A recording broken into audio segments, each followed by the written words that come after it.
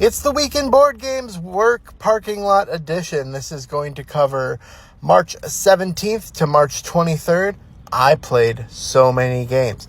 Let's get this out of the way right at the top. TikTok may or may not be here someday.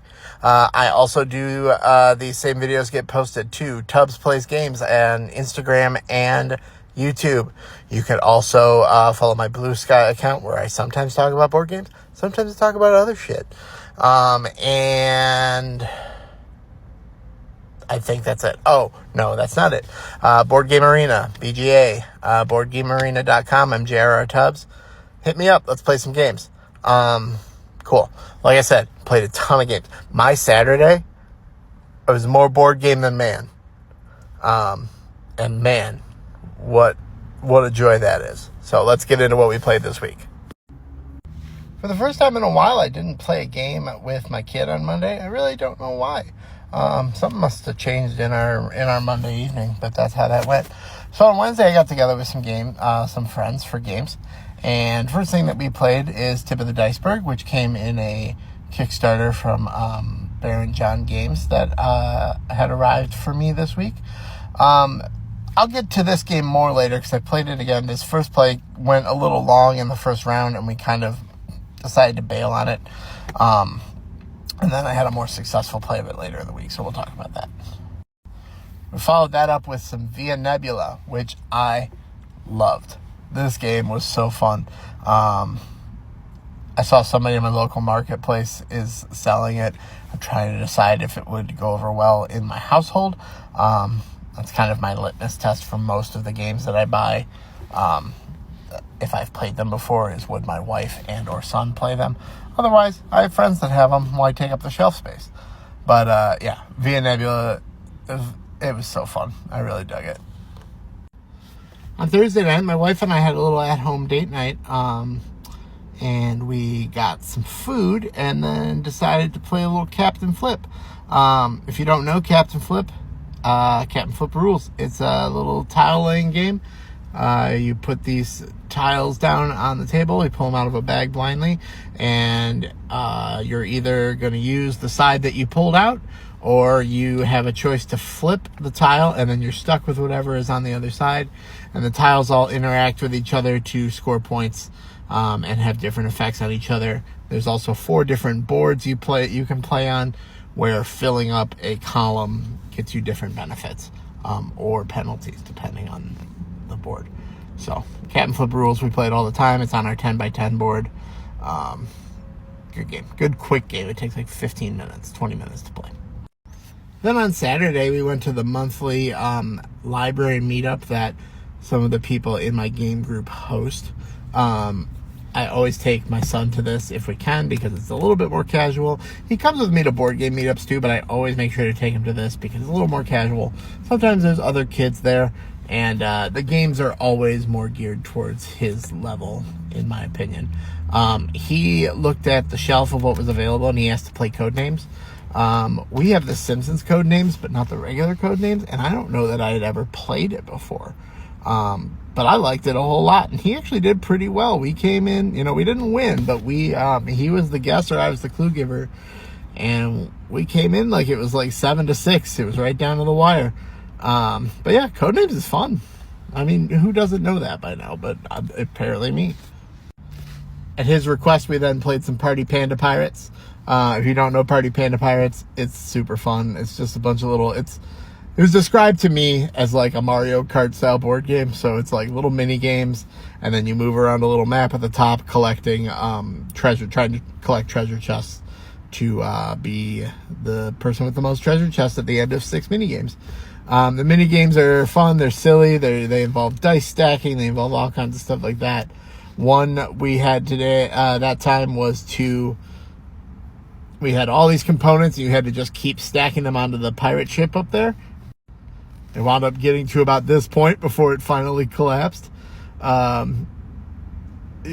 were all pretty impressed with how high we were able to stack on this pirate ship. Party Panda Pirates. Good time. I don't even know if I got those words right, but it's a good time. Then the fromage train keeps rolling. I keep having Fromage with me when people in my group go like, oh man, I still haven't played Fromage. So we got another game of Fromage in. What can I say about Fromage this time? We need to get the Italian one. It needs to come. I know the Kickstarter's not even over yet, but I'm chomping at the bit for it. I can't wait because I love Fromage, but there's nothing left for me to say about it. I'm still going to probably make a review video of it at some point, but right now, you make cheese. It's great. Then we played this very cool game called Adventureland. In Adventureland, you have this map here, and you are trying to get your meeples into these different, I moved over here, these different little town areas, as you can see right above my head there. The fun thing about this is, so you draw cards if you want to, and the cards are marked with like a resource or an enemy that's going to appear in a certain square on the board.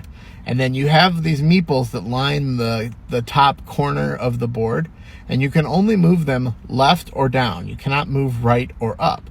So once you move left, you can't move backwards. Once you move down, you can't move back up. And you're just trying to position your guys to get swords to fight enemies, to get herbs to help you fight enemies, to pick up extra companions to help build up the cities, and then get your meeples into the cities by the end of the game. And then whoever has the most people in each city gets a certain amount of points, and so on and so forth. I really dug this game a lot. I'm hoping to play it again soon. My son was having a sleepover at my mom's that night with his cousins, which gave me the opportunity to keep gaming. So we got together at a buddy's house with a few people from the library, and we didn't intend for it to be a trick-taker night, but it was a trick-taker night. We started out by playing another one of the Baron John Games trick takers, which was Trick or Bid.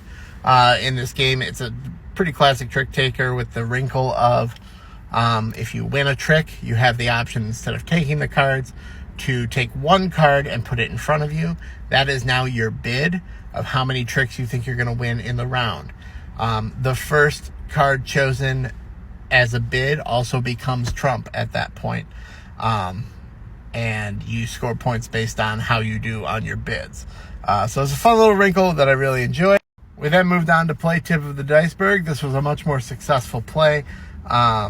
I think player count may have been in effect the first time we played with 4 people. This time we played with 3. It moved a lot breezier. It was about a 30-minute game, and we all really had fun with it. So in this game, if you don't know about it, you're using combinations of cards and dice to play to these melds.